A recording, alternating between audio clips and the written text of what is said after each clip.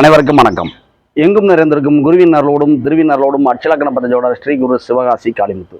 அட்சலக்கண பദ്ധதி அப்படிங்கிற ஜோட முறையை உருவாக்கிய நமது ஆசிரியர் உயர்ந்த போடமுத்தையாவுக்கு வழக்கமான நம்ம நன்றி தெரிவிக்கிறோம். அவர் சொல்லிக் கொடுத்த பாடம் தான், வேற ஒன்றும் இல்லை. ஒரு சில நண்பர்களுக்கு திடீர்னு ஒரு கேள்வி வந்துடுது, குரு அப்படிங்கிறவர் நல்லவரா கெட்டவரா அப்படிங்கிற ஒரு எண்ணங்கள், சனி அப்படிங்கிறவர் நல்லவரா கெட்டவரா, இந்த ரெண்டு கேள்வி கேட்குறாங்க. அப்படி பொதுவாக மக்கள் மத்தியில் என்ன தன்மை இருக்குது, குருனா நல்லவர், சனினாலே கெட்டவர் அப்படிங்கிற ஒரு பாகுபாடு தன்மை இயற்கையாகவே சிறு வயசுலேருந்து எல்லாருக்கும் இருக்குது. அதன் அடிப்படையில் ஒரு நண்பர் கேட்டாங்க. சரிங்களா, இது நம்ம ரெண்டு விதமாக வேறுபடுத்தி காமிக்க போகிறோம். சரிங்களா, அது எப்படிங்கிறது வீடியோ ஃபுல்லாக பாருங்கள், உங்களுக்கு நல்லா தெளிவாக தெரியும். சரிங்களா, ஒரு உதாரணமாக ஒரு நபருக்கு சரிங்களா இன்றைய அட்சய லக்னம் அப்படிங்கிறது சரிங்களா, உதாரணத்துக்கு ஜென்ம லக்னமாகவும் இருக்கட்டும், இல்லை அட்சய லக்னமாகவும் இருக்கட்டும். சரிங்களா, அதாவது ஒரு பிள்ளைக்கு 1 வயசுலேருந்து 10 வயசுக்குள்ளே போகுதுன்னா ஜென்ம லக்னமும் அதுதான், அட்சய லக்னமும் அதுதான். அப்படி வச்சுக்குவோம்.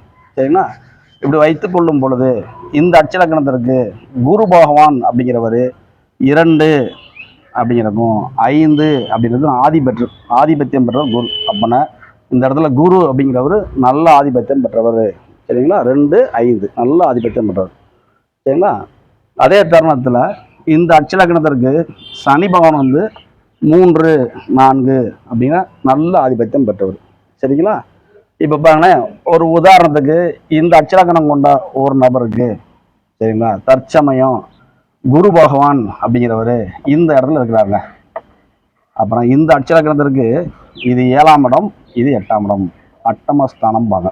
அப்போனா குருங்கிறவர் 2, 5 ஆதிபத்தியம் பெற்றவர் தான் இல்லைங்களே. ஆனால் அவர் இருந்த இடம் என்ன?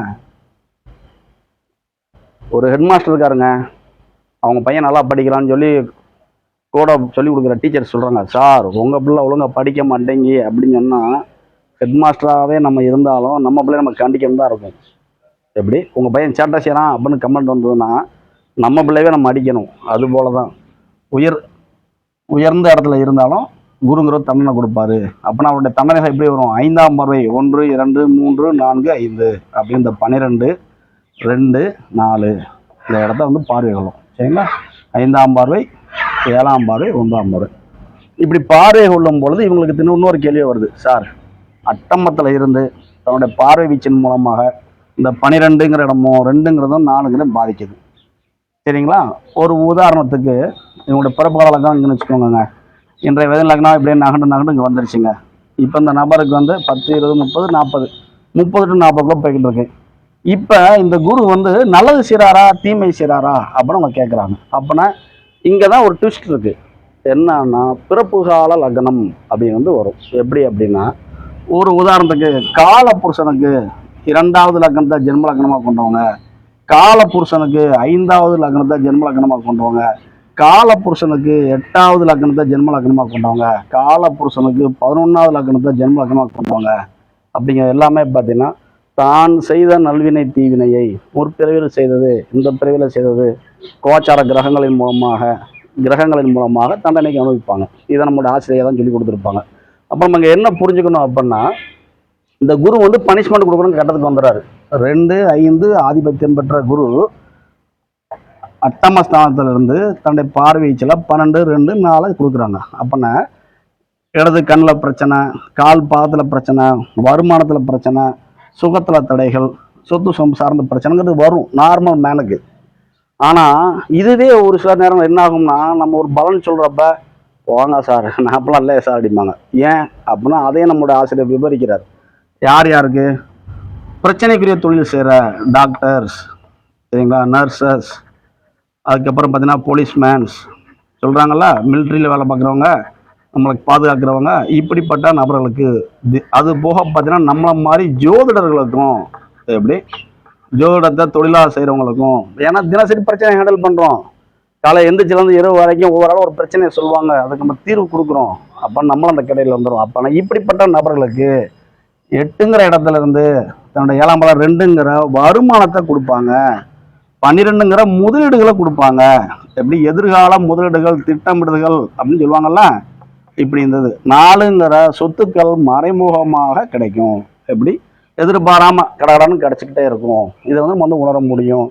இல்லை சார் நான் டாக்டரும் இல்லை, நர்ஸும் இல்லை, போலீஸ்மேனும் இல்லை, மிலிட்ரியும் இல்லை, நல்லா தான் இருக்கிறேன் அப்படின்னு ஒரு ஆள் சொன்னாங்க அப்படின்னா அவங்களோட விதி பலன்படி இது எப்படி போய் நின்றுவோம் அப்படின்னா, 8ங்கிறது மறைமுகம். சரிங்களா? மறைமுகமான எதிர்பாராத செலவுகள் அது வந்து சுப முதலாக மாறும். எப்படி? திடீர்னு எனக்கு சம்மந்தம் இல்லாமல் லாட்டிச்சிட்டில் பணம் விழுங்குங்க, நான் என்னங்க செய்வேன்? கையில் வச்சுக்க சும்மா இருக்க முடியுமா? போய் நம்ம ஒரு சொத்து வாங்குவேன். ஆனால் அதுக்கு வந்து டிஎன்ஏ சப்போர்ட் பண்ணணும். நவாம்ச புள்ளி அப்படிங்கிறது சப்போர்ட் பண்ணும் பொழுது எதிர்பாராத குருட்டுத்தனமாக வருகின்ற ஜாக்பாட் பணம் சொல்லுவோம்ல, திடீர்னு பார்த்துச்சு நான் நினச்சே பார்க்கலையா அப்படிம்போம்ல, திடீர்னு வர்ற இன்சூரன்ஸ் பணங்கள். எப்படி 8 அப்போனா இன்சூரன்ஸ். எங்கள் அப்பா என் பேரை கட்டியிருந்தாருங்க பணம், 20 வருஷத்துக்கு முன்னாடி கட்டியிருந்துருக்கிறாரு. இன்னும் பார்த்தா அந்த இன்சூரன்ஸ் வந்து அந்த டேட் வந்து முடிஞ்சிச்சு அப்படின்னால மொட்டை தர்றேங்கிறாங்க இன்சூரன்ஸ் பணத்தில். எனக்கு அது வருது, நான் என்னங்க செய்வேன்? 12ங்கிற முதலீடு ஆக்குவேன், 2ங்கிற குடும்பத்துக்கு செலவிப்பேன், 4ங்கிற அம்மாவோ சொத்துக்களாவோ கன்வெர்ட் பண்ணுவேன். இது ஒரு விதம். சரிங்களா? இப்படி இடத்துக்கு தக்க, பொருளுக்கு தக்க, அவரவங்களுடைய கர்ம வினைகளுக்கு தக்க அப்படிங்கிறது அங்கே வந்துடும். எப்படி? குரு 2-5 ஆதிபத்தியம் பெற்றவரை 8ல் இருக்கிறாரு. அப்போனா ஒரு பிரச்சனை மட்டும்தான் கொடுப்பாரா அப்படின்னா கொடுப்பாரு, 90% கொடுப்பாரு. ஆனால் ஒரு 10% நன்மைகளும் கொடுப்பாரு. அந்த 10% அவருடைய கர்ம வினைகளுக்கு தக்க, அவருடைய பிறப்பு கால லக்னத்தில் வந்து இன்றைய லக்னம் நம்ம நகர்ந்து வரும்பொழுது நாம் செய்த தான தர்மங்கள் புண்ணியங்கள்ங்கிறோம்ல, இதன் அடிப்பில் அங்கே நடக்கும். இதை வந்து நம்ம புரிஞ்சுக்கிடணும். யாரும் குருமனை பற்றி பேசணும். சரிங்களா? இதை நீ லேசாக ஒரு பாயிண்ட் பண்ணிக்கோங்க. அதாவது குரு இருக்கின்ற இடம் சரியில்லாத இடமாக இருந்தால், அவர் நல்ல ஆதிபத்தியம் பெற்றவராக இருந்தாலும் தீய பங்களை தருவார். அப்படி தரும்பொழுது இதை டாக்டர்ஸ், நர்சஸ், போலீஸ்மேன், ஆனால் இவங்களுக்கும் பிரச்சனை உண்டு. எப்படின்னு தெரியுமா? டியூட்டியில் பார்த்தா பிரச்சனை கிடையாது. டியூட்டிலேருந்து சஸ்பெண்ட் பண்ணி வெளியில் தள்ளிட்டாங்க.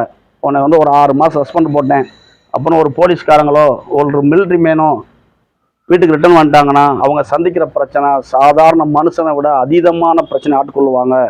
நான் வந்து ஒரு டாக்டரை வேலை பார்க்குறேன்.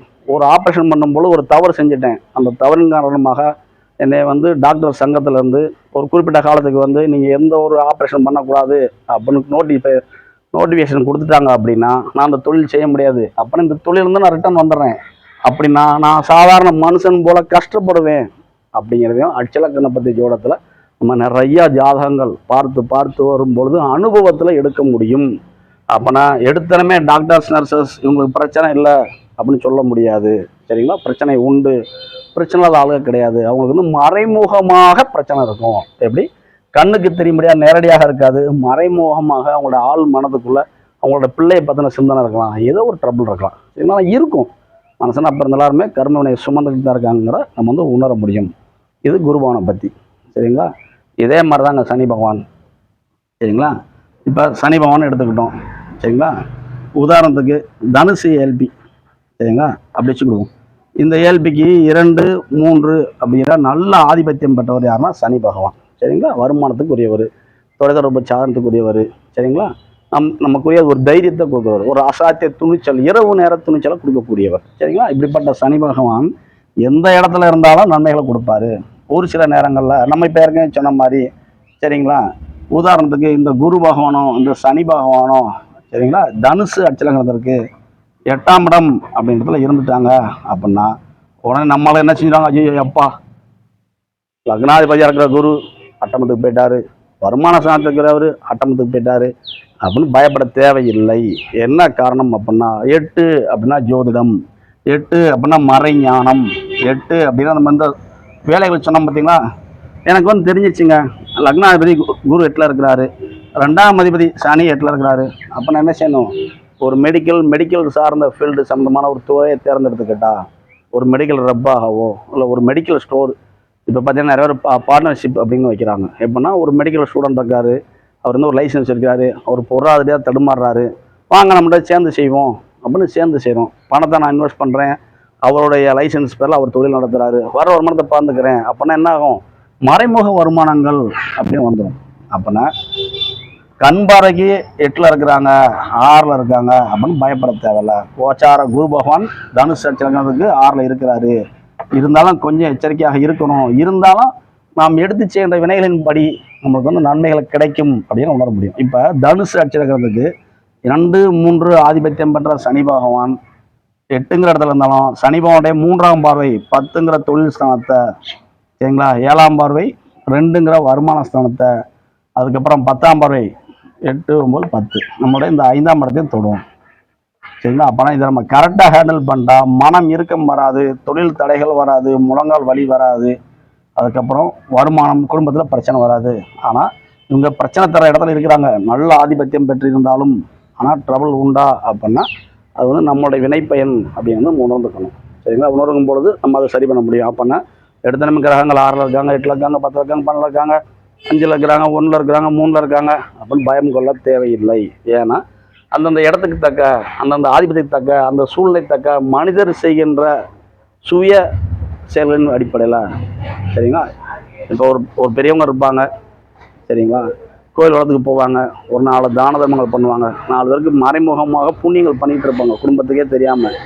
அப்படி செய்கின்றது எல்லாமே ஒன்று அவருக்கு வரணும்னு இருக்கும், இல்லை அவருடைய பிள்ளைகளுக்கு வரணும்னு இருக்கும். சரிங்களா?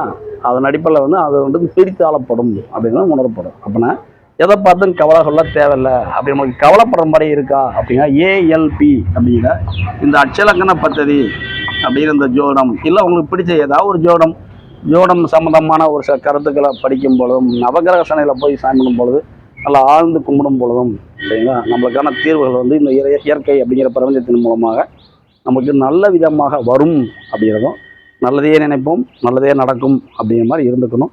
ஒரு சில நேரங்களில் நத்தை அப்படிங்கிற என்ன செய்யும்னா, ஒரு இடத்துல இருக்கும் ஸ்னைலுங்கிறோம்ல, அது ஒரு சின்ன சத்தம் கேட்டால் அப்படியே மண்டை உள்ளே இழுத்துக்கிடும். அதுபோல் நம்முடைய கிரக இயக்கங்கள் கோச்சாரத்தில் இந்த 6ஆம் இடம் அப்படிங்கிறதுல, 8ஆம் இடம் அப்படிங்கிற இடத்துலையோ கிரகங்கள் டிராவலிங் ஆகும் பொழுது நம்மள அறியாமல் நம்மளே தற்காத்து கொள்ளணும். ஒரு உதாரணத்துக்கு பூனை இருக்குங்க, பால் கொடுக்குற ஓனர்கிட்ட அமைதியாக இருக்கும், பாலை கொடுத்துட்டு தலை கொடுத்தா பேசாமல் இருக்கும். ஆனால் அதுவே வீட்டுக்குள்ளே தின்னு யாரோ ஒரு தெரியாத உள்ளே வர்றாங்கன்னா அந்த பூனை முதல்ல என்ன செய்யணும்னா தன்னைத்தானே தற்காத்து கொடுக்குறதுக்கு ஓடி ஒரு இடத்துல போய் ஒளியும்.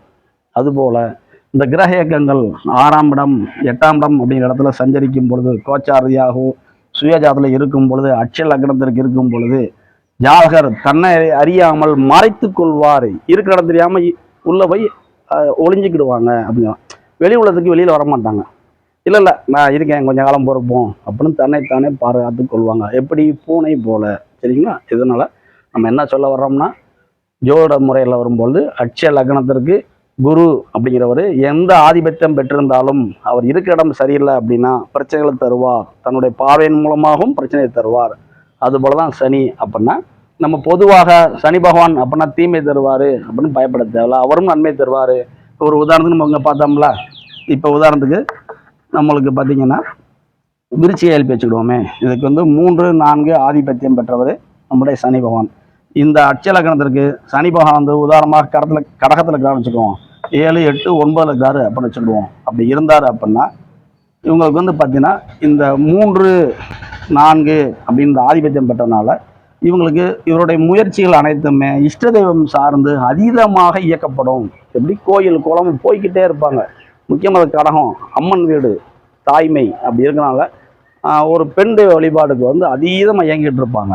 சரிங்களா? அதுக்குள்ளே இருங்க பாருங்கள், புனர்பூசங்க நட்சத்திரம் இருக்குது, பூசம் இருக்குது, ஆயுதம் இருக்குது. அப்புறம் அவங்க என்ன செய்வாங்க, மாரியம்மன் கோயில், காளியம்மன் கோயில், அதுக்கப்புறம் பார்த்தீங்கன்னா சமாதி நிலை பெரியவர்கள் அப்படிம்பாங்கல்ல, அந்த வழிபாட்டு முறைகள் இதெல்லாம் நிறையா பண்ணுவாங்க. கோயில் குளமாக போய்கிட்டே இருப்பாங்க. எங்கள் சனி பகவான் இங்கே இருக்கிறப்ப கடகத்தில் யாருக்கு? விருச்சி அட்சலக்கணம் போகிறவங்களுக்கு. ஒரு உதாரணத்துக்கு நம்மளுக்கு வந்து பார்த்தீங்கன்னா துலாம் ஏல்பி போகணும்னு வச்சுக்கோங்களேன். இதுக்கு என்ன ஆதிபத்தியம் பெற்ற ஒரு சனி பகவான் அப்படின்னோம்னா 4, 5 ஆதிபத்தியம் பெற்றவர். அப்போனா 4 அப்படிங்கிற சொத்துக்கள். சரிங்களா? இந்த அட்சலக்கணத்திற்கு 10ஆம் இடம் அப்படின்னு வந்தோம். உதாரணத்துக்கு சனி இங்கே இருக்கிறான்னு வச்சுக்கிடுவோங்களேன். அப்போனா தொழில் சார்ந்த சொத்துக்கள் அப்படின்னு உருமாறப்படும். தொழில் மூலமாக வருமானம் வரும், அதன் மூலமாக சொத்துக்கள் நிறைய வாங்கணும் அப்படி மாதிரி தன்மை கொண்டு வருவார் சனி பகவான். அப்போனா அவர் இருக்கிற இடத்த பார்த்து சனினாலே கெட்டவர் அப்படின்னு நம்ம வந்து பயப்பட தேவையில்லை அப்படிங்கிறத சொல்லக்கூடிய அற்புத ஜோட முறையை உருவாக்கிய எங்களுடைய ஆசிரியர் உயர்ந்த ரொம்ப தேவை. அவர் வெள்ளச்சல் அனைத்துக்கு மக்கள் நன்றி சொல்கிறோம். அதனால் குருவை பார்த்தா சனியை பார்த்தா கவலை கொள்ள தேவையில்லை. இருக்கும் இடம் நன்றாக இருந்தால் அனைவரும் நல்லதான் செய்வாங்க அப்படின்னு உணர்ந்துக்கணும். சரிங்களா? அனைவருக்கும் நன்றி. நம்ம சேனல் அப்படி கொஞ்சம் வீடியோஸ் வரும், கொஞ்சம் லைக் பண்ணுங்கள், ஷேர் பண்ணுங்கள், சப்ஸ்கிரைப் பண்ணுங்கள். நீங்கள் கொடுக்குற ஒவ்வொரு லைக்குமே நம்மளோட சேனலில் வந்து மோட்டிவேட் பண்ணுவோம். சரிங்களா? நீங்கள் கொடுக்குற ஒவ்வொரு கமெண்ட்டுமே நம்ம வந்து இன்னும் கொஞ்சம் இம்ப்ரூவ்மெண்ட் கொடுக்கும். அனைவருக்கும் நன்றி. வாழ்க வளமுடன்.